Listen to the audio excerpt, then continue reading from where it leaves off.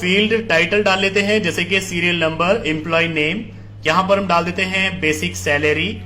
यहाँ पर डाल देते हैं डीए, डियरनेस अलाउंस, यानी कि महंगाई भत्ता। यहाँ पर हम डालेंगे एचआरए, यहाँ पर पीएफ, और यहाँ पर हम डाल देते हैं ग्रॉस सैलरी।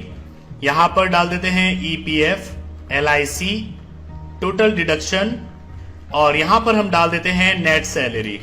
यहाँ पर हमें सीरियल नंबर डालना है। सीरियल नंबर जनरेट करने का तरीका ये है कि 1 2 टाइप करिए, दोनों को सिलेक्ट करिए, अपने माउस का लेफ्ट बटन प्रेस करते हुए आप नीचे तक ले आइए। जितने भी सीरियल नंबर आपको जनरेट करने हैं वहां तक लाकर छोड़ दीजिए। जैसे कि यहाँ पर हमने 12 जनरेट करने थे, तो 12 हमने जनरेट कर लिए हैं। अब यहाँ पर हम एम्प्लॉय नेम डालेंगे, जैसे कि मैं यहाँ पर कुछ नेम टाइप कर देता हूं।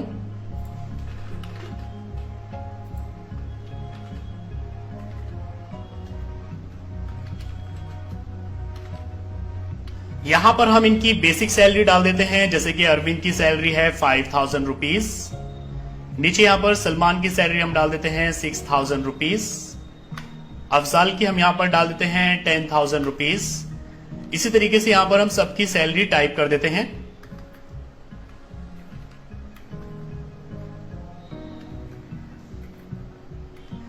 इसके बाद हम यहां पर डीए निकालेंगे। इसके लिए हम यहां पर फॉर्मूला लगाएंगे इक्वल टू, और यहां पर हम बेसिक सैलरी सेल को चूज करेंगे।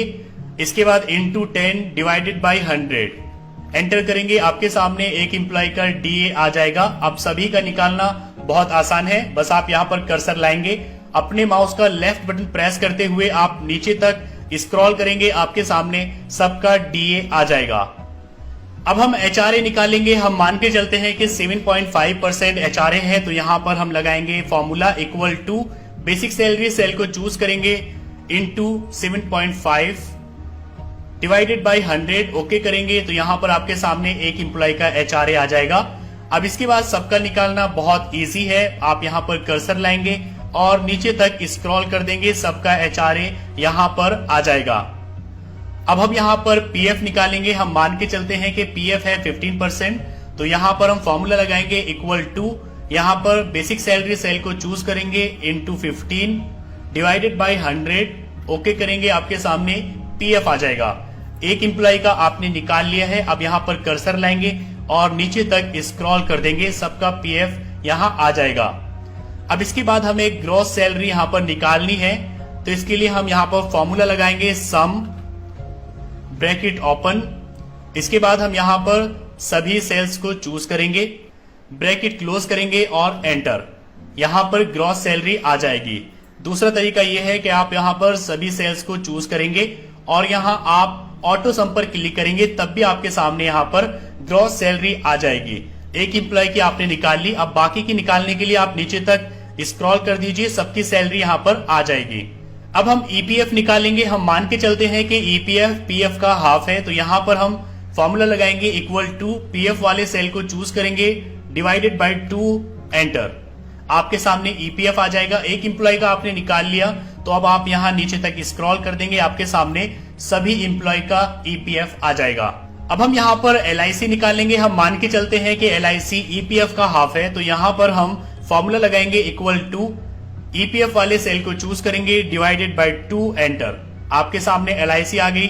अब यहां आप नीचे तक स्क्रॉल कर दीजिए, सबकी एलआईसी आपके सामने आ जाएगी। अब हमें टोटल डिडक्शन करना है, तो यहां पर हम एलआईसी और ईपीएफ दोनों को यहां पर सम करेंगे, ऑटो सम पर क्लिक कर देंगे, आपके सामने कैलकुलेट हो जाएगा। या फिर आप यहां पर फॉर्मूला लगा सकते हैं equal to sum bracket open, और दोनों को यहां पर सिलेक्ट करेंगे, ब्रैकेट क्लोज और एंटर। आपके सामने टोटल डिडक्शन आ जाएगा एक एम्प्लॉय का। आप नीचे तक स्क्रॉल कर दीजिए, सबका डिडक्शन आपके सामने आ जाएगा।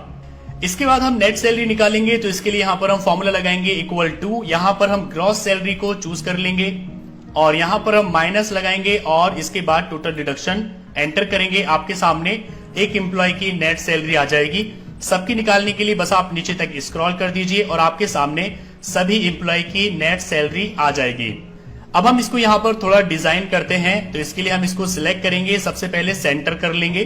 जिन कॉलम्स में डेटा ज्यादा है उनके साइज को इस तरीके से हम बढ़ा लेंगे। यहाँ पर ग्रॉस सैलरी, इसको भी हम थोड़ा बढ़ा लेते हैं और यहाँ पर हम नेट सैलरी को भी थोड़ा बढ़ा लेते हैं।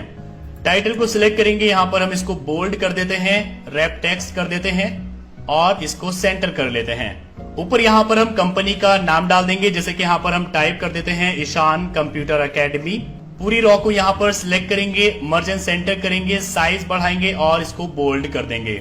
नीचे यहाँ पर हम एड्रेस डाल देते हैं कंपनी का, जैसे कि हम टाइप कर देते हैं बसी किरतपुर। यहाँ पर भी पूरी रॉ को सिलेक्ट करेंगे और मर्ज एंड सेंटर कर देंगे। अब हम यहाँ पर इन सबको सिलेक्ट करेंगे और बॉर्डर दे देंगे, तो आपके सामने यहाँ पर पेरोल तैयार है। इस तरीके से आप किसी भी कंपनी की सैलरी स्लिप, पेरोल आसानी के साथ तैयार कर सकते हैं। अगर आप चाहें तो इसकी और भी फॉर्मेटिंग कर सकते हैं। इसको सिलेक्ट करेंगे, यहाँ फॉर्मेट एज टेबल में जाएंगे, यहाँ से कोई एक डिजाइन ले लेंगे। आपके सामने यहाँ पर फॉर्मेटिंग अप्लाई हो जाएगी। इसमें आपको एक फिल्टर भी मिल जाता है, जिससे आप किसी भी एम्प्लॉय की डिटेल्स को फिल्टर कर सकते हैं। जैसे कि हमें गौरव की देखनी है, सिलेक्ट करेंगे, ओके करेंगे, तो आपके सामने सिर्फ गौरव की डिटेल्स ही आएगी। यहाँ पर जाएंगे, सिलेक्ट ऑल, ओके करेंगे, सबकी यहाँ पर डिटेल्स